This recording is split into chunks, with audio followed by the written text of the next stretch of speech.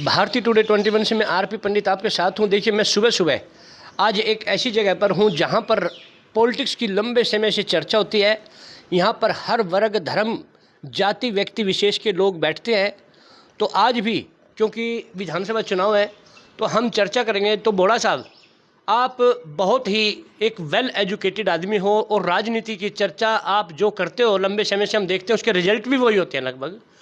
तो आपको क्या लगता है कि हरियाणा प्रदेश में जिस तरह विधानसभा चुनाव चला हुआ है, इसमें ये किस तरह की जीत हार, कहाँ कहाँ क्या क्या आप मानते हो? देखो पंडित जी, सबसे पहले तो आपका बहुत बहुत धन्यवाद कि आप सुबह सुबह हमारे यहाँ आए हैं और हमारे से बातचीत करने का मौका दिया है। मैं तो ये हालात के हिसाब से ये देखता कह सकता हूँ कि पूरे हरियाणा के अंदर कांग्रेस की लहर है। अभी कांग्रेस की पूरे ज़ोर शोर से लहर चल रही है और उम्मीद है कि 60+ आज के दिन कांग्रेस की सीटें आएंगी। बाकी कैंडिडेट के ऊपर डिपेंड करता है वो कितनी मेहनत करता है, कितना, क्योंकि हर कैंडिडेट का जीतने में अपना भी योगदान होता है। पार्टी की वोटबंदी है, इंक्रीज हो जाती है, लेकिन अच्छी छवि का कैंडिडेट जिस हल्के में उतनी ज़्यादा मार्जिन से विन करेगा। तो सर, जो बोड़ा जी ने बात कही, आप इनकी बात से कितने सहमत हैं? 100% सहमत है। और करनाल में स्मिता सिंह जी जीतेगी। नहीं, जैसे करनाल में अगर हम जिले की बात करें, यहाँ पे 5 सीट है, तो 5 सीट में से का नहीं पता मरेगा। हम तो शहर में रहो, बस शहर का पता मरेगा। तो अब जैसे आप हल्का नीलोखेड़ी में भी टच में हैं लोगों के, वहाँ क्या रुझान लगते हैं आपको? उसके बारे में पता नहीं। तो सर, मैं आपसे बात करूं बोड़ा साहब, जिले करनाल की 5 सीटें, लोकसभा की 9 है लेकिन जिले की 5 है, तो 5 सीटों पर आपको पता है कैंडिडेट कौन कौन है, कांग्रेस के, कौन कौन बीजेपी के? क्योंकि बीजेपी ने भी अपने कार्यकाल में बहुत सारे काम किए हैं, सड़कों का, गलियों का, नालियों का, और एक करनाल तो सीएम सीट ही रही है। देखो, पावर के खिलाफ लोग चले जाते हैं। पिछले 10 साल से पावर में है, लोगों को रुझान भी कांग्रेस पार्टी की तरफ से ज़्यादा है।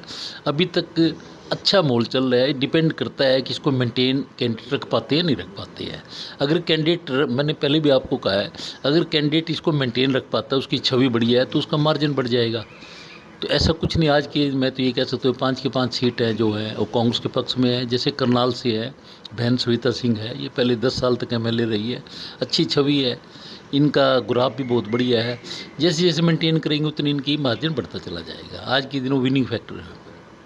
अच्छा, इंद्री और नीलोखेड़ी जैसे घरौंडा है, असंध है, सभी में कैंडिडेट्स के ऊपर डिपेंड करता है। जैसे इंद्री है, राकेश कमोज है, पीछे ज़्यादा लड़ा था, अच्छी वोटें ली थी।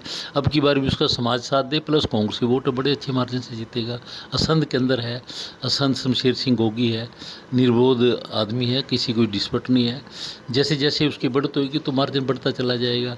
बाकी घरौंडा और नीलोखड़ी रहेगी, इनके ऊपर भी कैंडिडेट के ऊपर डिपेंड करता है। जितनी मेहनत करेगा उतनी ही मार्जिन बढ़ जाएगा और वही जीत है। तो देखिए, हम बोड़ा साहब के साथ बात कर रहे थे। रामचंद्र बोड़ा जी बहुत ही एक सूझबूझ से अपनी बात रखने में कामयाब रहे। इन्होंने कहा कि जिला करनाल की 5 सीट कांग्रेस पार्टी जीत रही है, लेकिन घरौंडा और नीलोखेड़ी में इन्होंने एक कोमा लगाया है और कहा कि यह दोनों सीटें उस पर मेहनत पर निर्भर करती हैं। यानी कि इनके मुताबिक और ये दोनों सीटें अभी बहुत बड़े मुकाबले में हैं।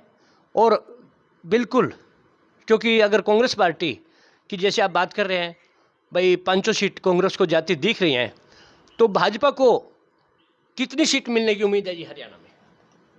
देखो शर्मा जी, पूरे हरियाणा का मुझे आंकलन नहीं है, कैंडिडेट्स के ऊपर डिपेंड करता है। कैंडिडेट्स की अपनी छवि होती है, पार्टी बहुत बड़ा फैक्टर रहता है, लेकिन उसके साथ साथ कैंडिडेट की अपनी छवि, अपनी कार्य, उसकी पॉलिटिकल कैरियर क्या है, इस पर बहुत डिपेंड करता है। तो पूरे हरियाणा का तो मैं आंकलन नहीं दे पाऊँगा, क्योंकि जब तक करनाल जिला है, करनाल के अम्बाला है, कुछ ज़िलों में तो बता सकते हैं जो हमारे नियर बाई है, जहाँ ज़्यादा है, लेकिन पूरे हरियाणा के बारे में आंकलन करना बड़ा नामुमकिन और मुश्किल है।